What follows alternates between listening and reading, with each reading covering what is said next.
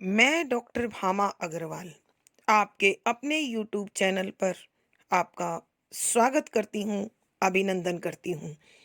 आइए प्यारे बच्चों, आज हम राष्ट्र कवि रामधारी सिंह दिनकर द्वारा रचित कुरुक्षेत्र नामक प्रबंध काव्य का अध्ययन आरंभ करते हैं। यह प्रबंध काव्य 7 सर्ग में विभाजित है और हम आज उसके चौथे सर्ग का अध्ययन करेंगे। इस चतुर्थ सर्ग में महाभारत के युद्ध के कारणों, सच्चे योद्धा का धर्म, हृदय और बुद्धि का द्वंद्व, भीष्म पितामह द्वारा किए गए कार्यों का वो स्वयं विश्लेषण आदि विषयों का यहाँ विस्तार पूर्वक वर्णन करते हुए विचार किया गया है। महाभारत के युद्ध के पश्चात जब युधिष्ठिर भीषण नरसंहार को देखकर पश्चाताप और ग्लानि से भर उठते हैं तो अपने शोक का निवारण करने भीष्म पितामह के पास पहुंचते हैं। तो यहाँ भीष्म पितामह उसके मन को ढाढ़स बंधाते हुए, उसे समझाते हुए कहते हैं कि यह महाभारत का युद्ध केवल तुम्हारी महत्वाकांक्षा या सपने की पूर्ति नहीं है। इस युद्ध में न जाने कितने सारे कारण थे जो एक उचित अवसर की तलाश कर रहे थे और वो उन्हें इस समय तुम्हारे और तुम्हारे कौरव भाइयों के युद्ध में प्राप्त हो गया। इसीलिए संपूर्ण भारतवर्ष के योद्धा जो चाहे किसी भी कारण से क्षुधित थे, वो कुछ तुम्हारी ओर और कुछ कौरवों की ओर अपनी अपनी भावना के अनुसार, आवश्यकता के अनुसार, संकल्प के अनुसार अथवा प्रतिशोध के अनुसार बटकर खड़े हो गए थे। यह तो युद्ध होना ही था जो अवसर की तलाश में इधर उधर भटक रहा था। यहाँ इस सर्ग के अंतर्गत इसीलिए भीष्म पितामह युधिष्ठिर को समझाते हुए कहते हैं कि युधिष्ठिर, स्वत्व यानी अपने अधिकार की खोज करना पाप नहीं है। पाप वह होता है जो दूसरों का हक छीनता है, अन्याय, अनीति और अत्याचार का अनुकरण करता है अथवा चुपचाप उसे कोई सहता चला जाता है। मनुष्य स्वभाव से शांति प्रिय है। जहाँ तक संभव होता है वह लड़ाई झगड़े और युद्ध जैसे कारणों से बचना चाहता है, लेकिन जब दानवता इतनी अधिक बढ़ जाती है कि सहने की शक्ति जवाब दे देती है तो प्रतिशोध, युद्ध अथवा प्रतिकार के सिवा कोई दूसरा रास्ता नहीं बचता। तो इस प्रकार के युद्ध की पृष्ठभूमि अपने आप तैयार हो जाती है और युद्ध भड़क उठता है।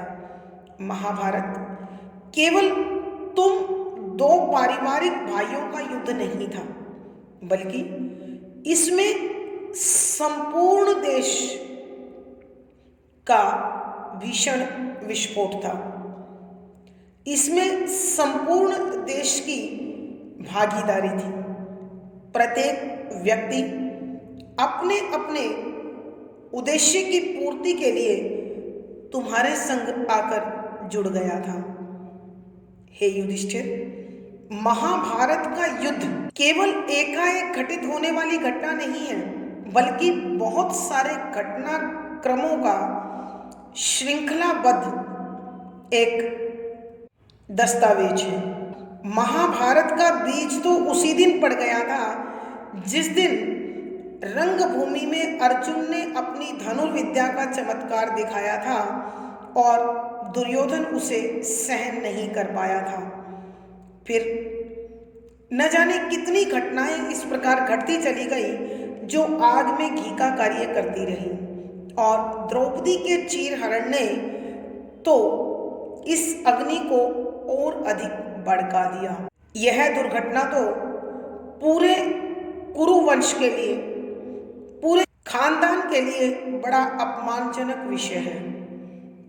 हे युधिष्ठिर, उस घटना का विरोध हमारे द्वारा न कर पाना भी हमारे लिए बहुत बड़ी हार है।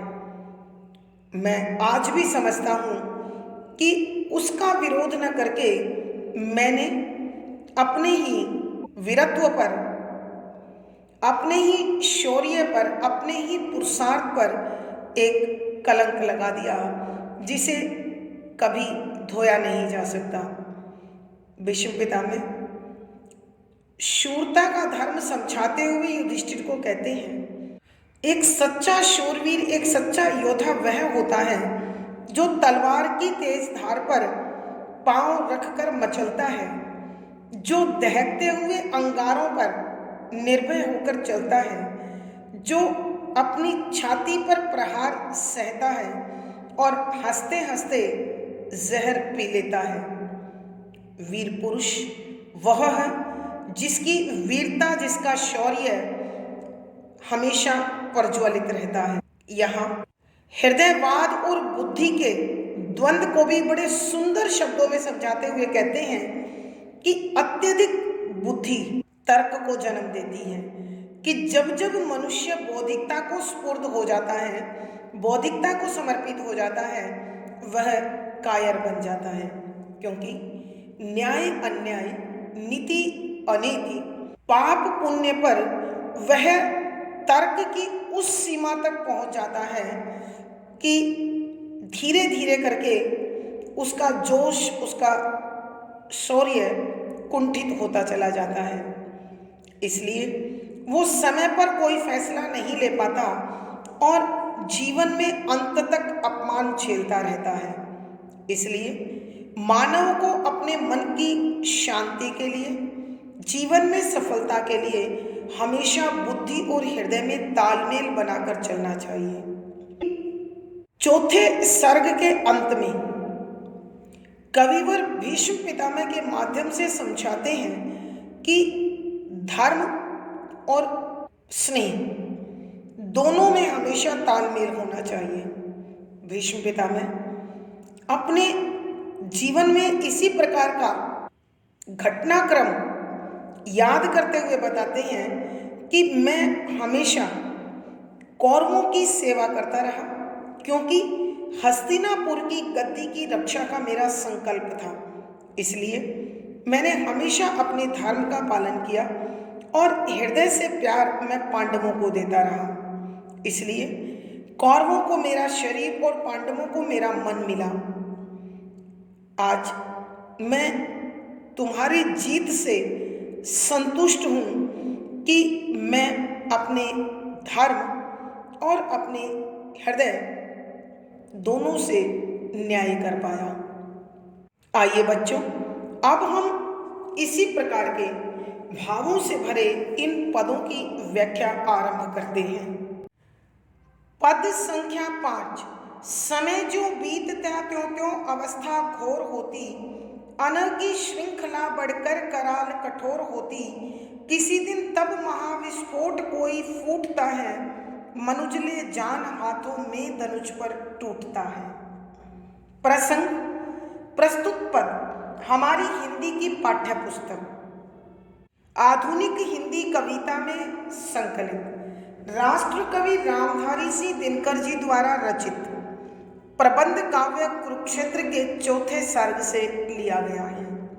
संदर्भ: यहाँ महाभारत के युद्ध की समाप्ति के बाद जब युधिष्ठिर भीषण नरसंहार को देखकर, भारी जनधन की हानि को देखकर वह अत्यधिक पश्चाताप और गिलानी से भर उठते हैं, और यही पश्चाताप उन्हें जीत का आनंद लेने की बजाय उन्हें वैराग्य की ओर धकेल देता है और वो अपने कर्तव्य पथ से विमुख हो जाते हैं। ऐसे में उन्हें पाप के भार से मुक्त करने के लिए और कर्म के पथ पर जोड़ने के लिए भीष्म पितामह उन्हें समझाते हुए कहते हैं कि व्याख्या, शब्दों के अर्थ साथ साथ समय काल जो जैसे जैसे बीतता चला जाता है, त्यों त्यों उसी के अनुसार जितना समय बीतता है उतनी ही अधिक अवस्था, दशा, परिस्थितियां, हालात, स्थितियां घोर कठोर होने लगती हैं। अर्थात कवि कहते हैं कि अन्याय, अनाचार, अनीति, अधर्म, असत्य जितने अधिक समय तक जीवित रहता है वह उतना ही अधिक कठोर रूप धारण कर लेता है। पाप का भार उतना ही अधिक बढ़ता चला जाता है। अन की श्रृंखला बढ़कर कराल कठोर होगी।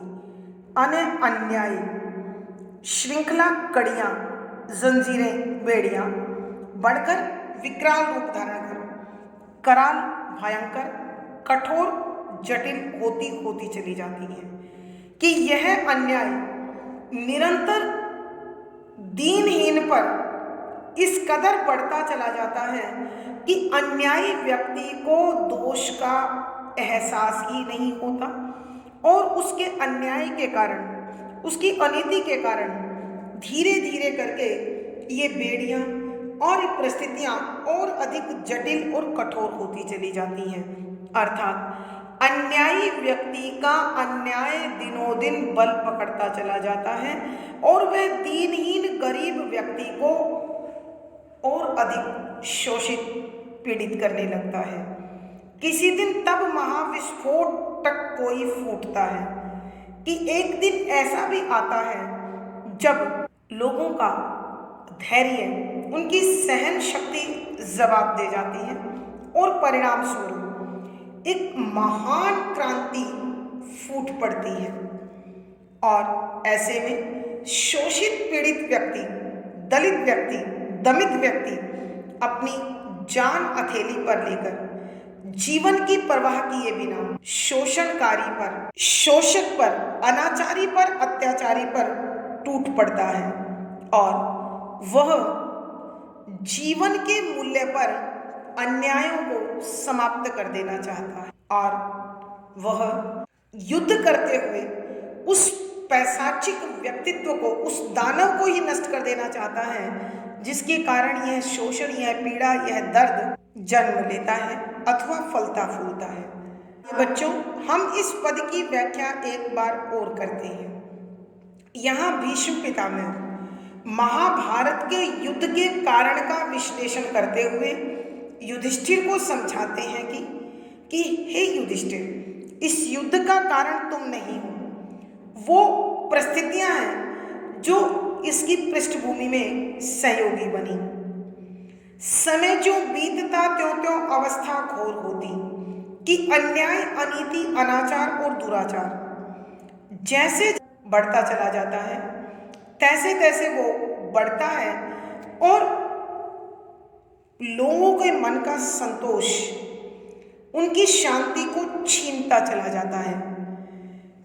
जो अन्यायकारी है, जो अनाचारी है, उसका मनोबल बढ़ता चला जाता है और वह नित नए साधनों से और अधिक शोषण और अधिक अन्याय करने लगता है और दीनहीन व्यक्ति उसके अन्याय से और अधिक दुखी और पीड़ित होने लगता है।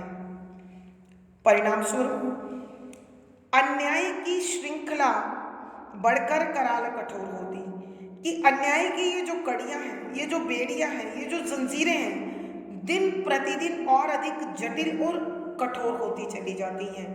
अर्थात दुराचारी व्यक्ति का दुराचार दिन प्रतिदिन बढ़ता चला जाता है। किसी दिन तब महाविस्फोटक कोई फूटता है कि जब इस दीनहीन वर्ग की, शोषित वर्ग की, दमित वर्ग की, दलित वर्ग की सहन शक्ति जवाब दे जाती है, धैर्य जवाब दे जाता है, तो यह उस दुराचारी पर, अन्याय करने वाले पर क्रांति के रूप में फूट पड़ता है। और ऐसे में जो व्यक्ति मृतप्राय जीवन जी रहे हैं, मन को अत्यधिक कष्ट देते हुए जी रहे हैं, वो अपने जान की परवाह किए बिना इस दुराचारी का पूर्ण नाश कर देने को उतावले हो जाते हैं। और महाभारत का युद्ध भी इसी प्रकार के भावों का परिणाम रहा है। भावार्थ, कवि के कहने का भाव यह है कि जब जब शोषण और दमन चक्र जटिल होने लगते हैं, कठोर होने लगते हैं, तब तब क्रांति निकट आने लगती है। विशेष यहाँ कवि ने मानव के उस स्वभाव का वर्णन किया है कि शांति प्रिय व्यक्ति भी एक दिन अन्याय सहते सहते अन्याय के विरुद्ध खड़ा हो जाता है और अन्यायी को मिटा देना चाहता है। शुद्ध साहित्यिक खड़ी बोली का प्रयोग है, शांत रस प्रसाद गुण है, कांत छंद के शैली और संगीतात्मकता बनी हुई है। यहाँ पुनरुक्ति प्रकाश, रूपक, अनुप्रास, स्वभावोक्ति आदि अलंकारों का सुंदर सटीक प्रयोग हुआ है। पद संख्या 6, न समझो किंतु इस विध्वंस के होते प्रणेता, समर के अग्रणी दो ही पराजित और जेता, नहीं जलता निखिल संसार दो की आग से, अवस्थित जो न जग दो चार ही के भाग से। प्रसंग पूर्ववत संदर्भ, यहाँ कविवर उस समय का वर्णन कर रहे हैं जब महाभारत के युद्ध की समाप्ति के बाद युधिष्ठिर उस भीषण नरसंहार को देखकर, रोती बिलखती मानवता को देखकर पश्चाताप और आत्मग्लानि से भर जाते हैं। परिणाम स्वरूप वो जीत का आनंद उल्लास मनाने की बजाय वैराग्य की ओर मुड़ जाते हैं और कर्म पथ का त्याग कर पुरुषार्थ से परे जाने लगते हैं।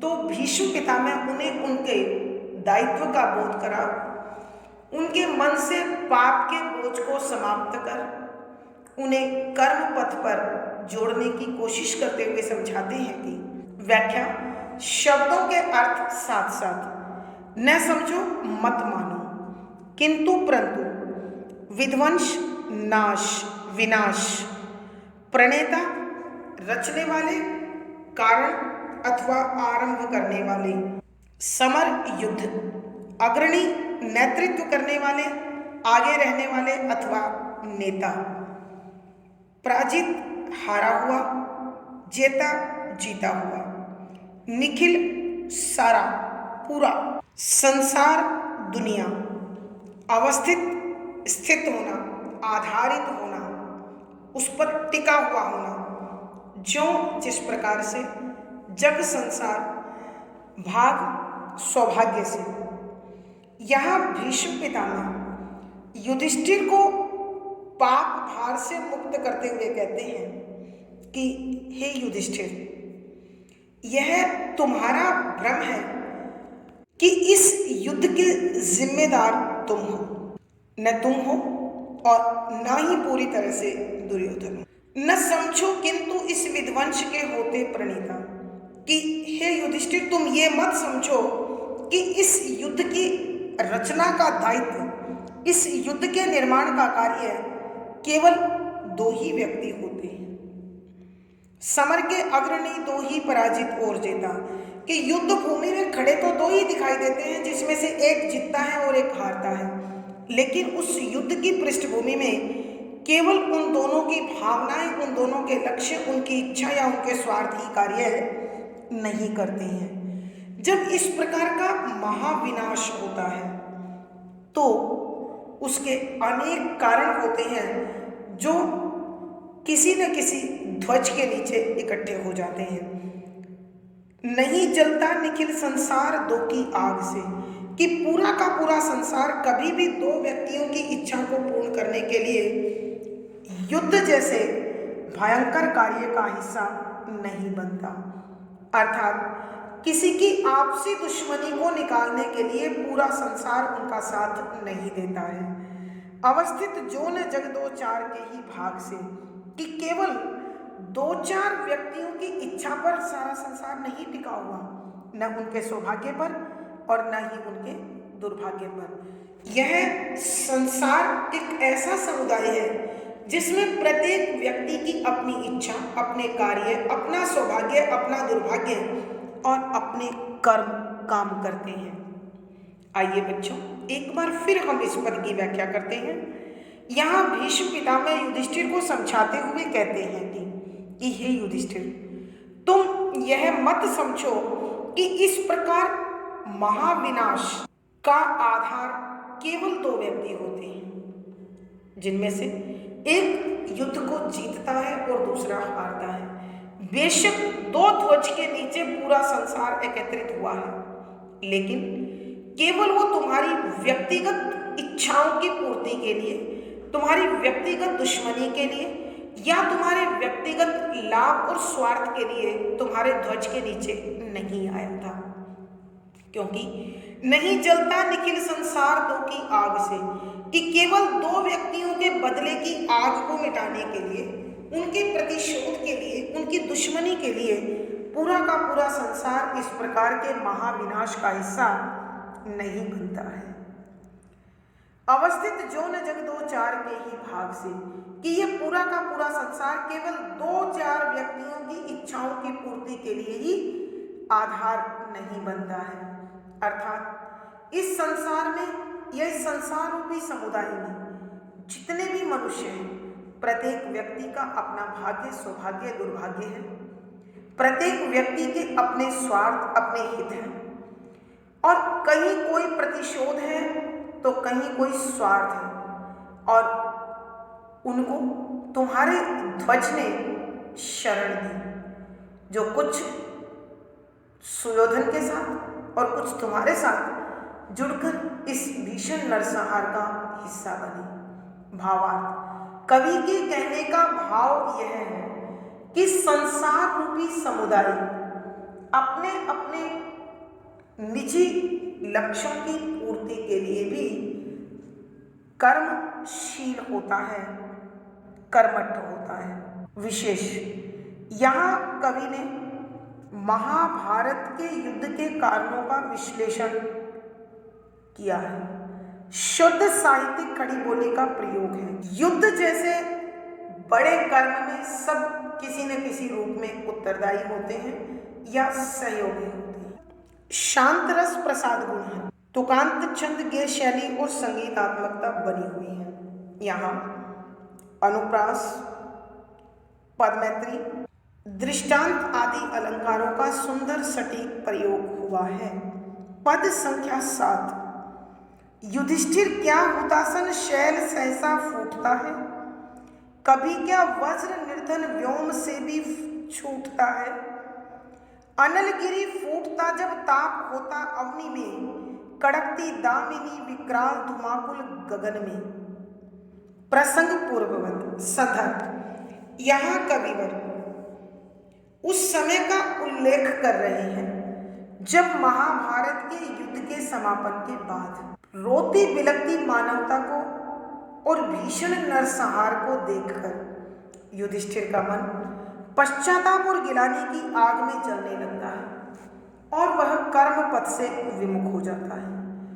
जीत का उल्लास अथवा आनंद मनाकर कर्म पथ पर बढ़ने की बजाय युधिष्ठिर वैराग्य को धारण कर कर्म पथ से विमुख हो जाता है। ऐसे में भीष्म पितामह उसे कर्म पथ पर जोड़ते हुए, मन से पाप के बोझ को कम करते हुए, समझाते हुए कहते हैं कि युधिष्ठिर, क्या हुताशन शैल सहसा फूटता है, कि हे युधिष्ठिर तुम ही बताओ। क्या व्याख्या शब्दों के अर्थ साथ साथ युधिष्ठिर क्या बताओ। हुताशन शैल, ऐसा ज्वालामुखी जो पर्वतों से फूटता है, सहसा अचानक फूटता है, फूट पड़ता है।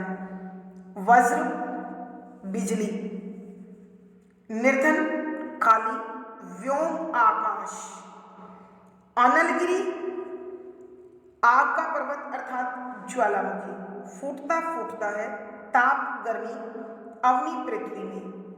कड़कती गरजती है, दामिनी बिजली, विकराल भयंकर, धुमाकुल धुएं से भरे हुए अर्थात बादलों से भरे हुए। यहाँ भीष्म पितामह युधिष्ठिर को समझाते हुए उसी से प्रश्न पूछते हैं कि हे युधिष्ठिर, बताओ, क्या हुताशन शैल सहसा फूटता है? क्या कोई ज्वालामुखी पर्वत अचानक फूट पड़ता है?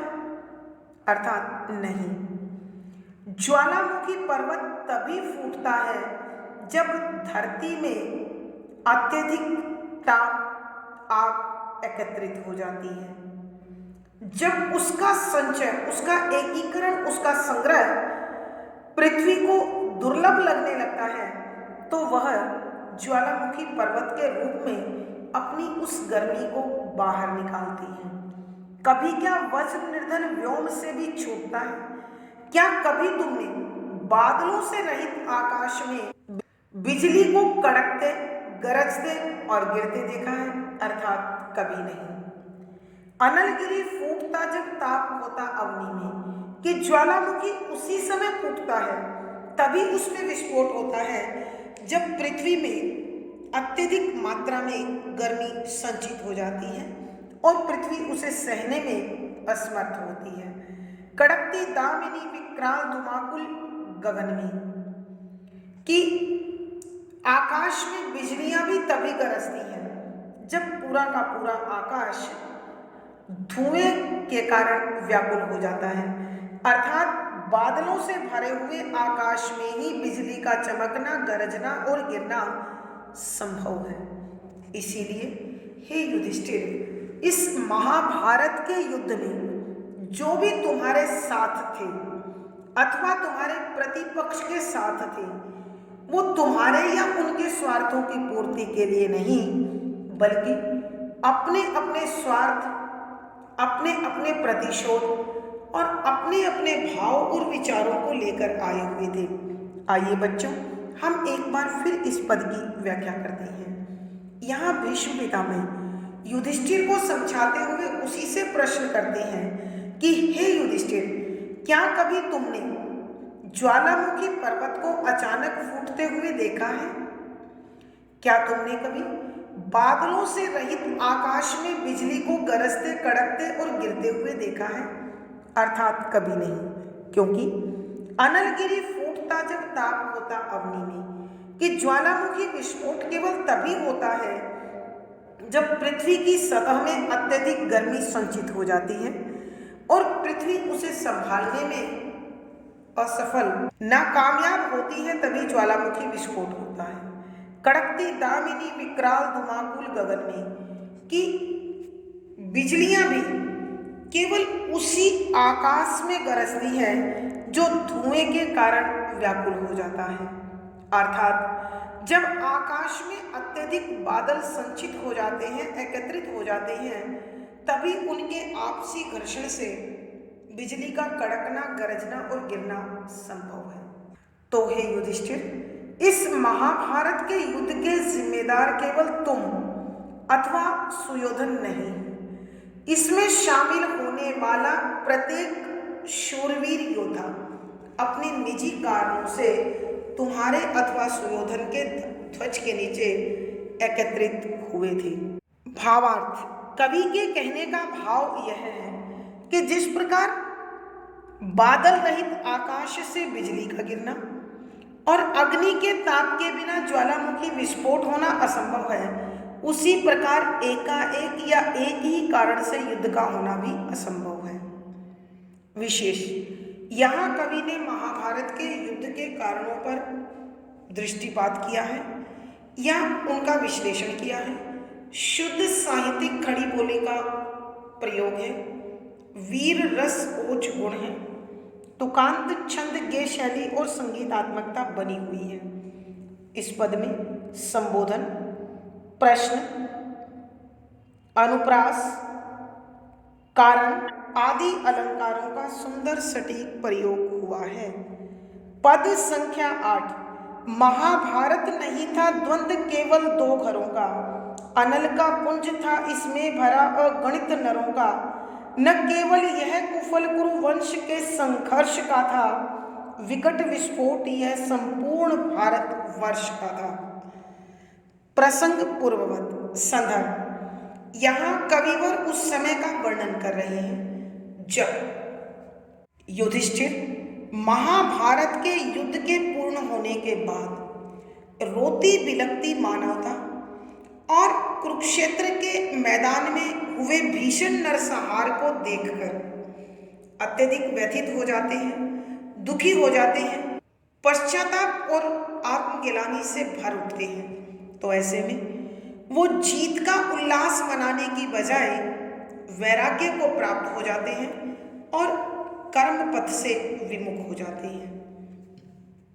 ऐसे में भीष्म पितामह उन्हें पाप भार से मुक्त कर कर्म पथ पर जोड़ने के लिए समझाते हुए कहते हैं कि व्याख्या, शब्दों के अर्थ साथ साथ महाभारत नहीं था द्वंद्व केवल दो घरों का, द्वंद्व संघर्ष, युद्ध, झगड़ा, दो घर दो व्यक्तियों का, अनल आग, पुंज, समूह, अगणित अनगणित यानी जिनकी गिनती संभव नहीं है, नर मनुष्य, कुफल, दुष्परिणाम, संघर्ष, झगड़ा, विकट, भयंकर, विस्फोट, फूट पड़ना, संपूर्ण पूरे के पूरे भारतवर्ष भारत का, कि यहाँ भीष्म पितामह युधिष्ठिर को समझाते हुए कहते हैं कि हे युधिष्ठिर, महाभारत नहीं था द्वंद्व केवल दो घरों का, कि हे युधिष्ठिर, महाभारत का यह भीषण नरसंहार, यह युद्ध केवल कौरव और पांडवों के पारिवारिक झगड़े का परिणाम नहीं है। यह दो भाइयों के अपने अपने हितों और स्वार्थों का संघर्ष नहीं है। अनल का पुंज था इसमें भरा अगणित नरों का, कि इसमें असंख्य लोगों के प्रतिशोध की आग एकत्रित रूप ले चुकी थी, समूह के रूप में शामिल हुई थी। न केवल यह कुफल कुरु वंश के संघर्ष का था कि यह महाभारत का युद्ध केवल कुरु वंश के भावों, इच्छाओं अथवा संघर्षों का दुष्परिणाम नहीं था। विकट विस्फोट यह संपूर्ण भारतवर्ष का था, कि यह भयंकर झगड़ा तो संपूर्ण भारतवर्ष के लोगों का था। अर्थात कवि के कहने का अभिप्राय यह है कि भारतवर्ष में अनेक सत्ताधारी लोग अपने निजी कारणों से प्रेरित होकर सुयोधन और युधिष्ठिर की शरण में आकर अपने अपने प्रतिशोध पूर्ण करने के लिए इस युद्ध का हिस्सा बने थे। आइए बच्चों, हम एक बार फिर इस पद की व्याख्या करते हैं। यहाँ भीष्म पितामह युधिष्ठिर को समझाते हुए कहते हैं कि हे युधिष्ठिर, यह युद्ध तुम्हारे लिए पाप का कारण नहीं बल्कि पुण्य फल का कारण है। तुम इसे अपनी महत्वाकांक्षा का परिणाम मत समझो, क्योंकि महाभारत नहीं था द्वंद्व केवल दो घरों का, कि यह महाभारत का युद्ध केवल कौरव और पांडव दो भाइयों के हितों का युद्ध नहीं था, उनके आपसी संघर्ष का परिणाम नहीं था। अनल का पुंज था इसमें भरा अगणित नरों का, कि संपूर्ण भारत के असंख्य लोग अपने अपने बदले की आग, अपने अपने क्रोध को लेकर पहुंचे थे। न केवल यह कुफल कुरुवंश के संघर्ष का था, कि यह केवल कुरुवंश के अपने विचार और भावों का दुष्परिणाम नहीं है। विकट विस्फोट यह संपूर्ण भारतवर्ष का था, कि इस महाभारत के युद्ध में तो समूचे भारतवर्ष के राजा महाराजा अपने अपने प्रतिशोध को पूर्ण करने के लिए तुम्हारे अथवा सुयोधन की ध्वज के नीचे शामिल हुए थे। अर्थात कवि के कहने का भाव यह है कि युद्ध में शामिल होने वाले प्रत्येक व्यक्ति के अपने कारण थे, जो इस युद्ध के बहाने वो उनका निवारण कर लेना चाहते थे, अपने अपने मन के लिए संतोष व शांति अथवा प्रतिशोध पूर्ण करना चाहते थे। भावार्थ, कवि के कहने का भाव यह है कि जब भी कोई बहुत बड़ा कार्य संपन्न होता है तो उस कार्य के पीछे अनेक लोगों के स्वार्थ कार्य करते हैं। विशेष यहाँ महाभारत के युद्ध के कारणों पर विश्लेषण किया गया है। शुद्ध साहित्यिक खड़ी बोली का प्रयोग है।